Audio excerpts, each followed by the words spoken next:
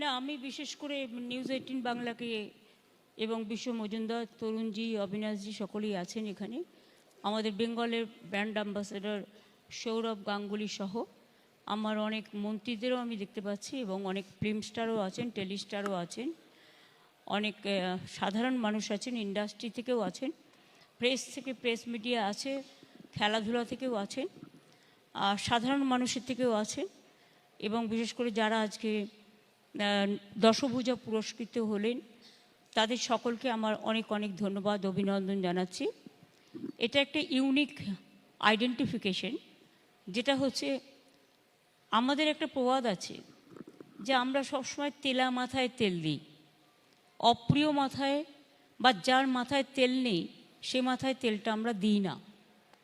কিন্তু এই যে খুঁজে খুঁজে বের করে নিয়ে আসা যে প্রান্তিক অঞ্চলে যারা একেবারে অবহেলিত, শোষিত, বঞ্চিত, অসহায়, কিন্তু তারা আজকে নিজের পায়ে দাঁড়িয়ে নিজেদের গর্ব করার মতো জায়গায় নিজেদের প্রতিষ্ঠিত করেছেন, তারা হয়তো সমাজের কেউ কেউকেট নয়।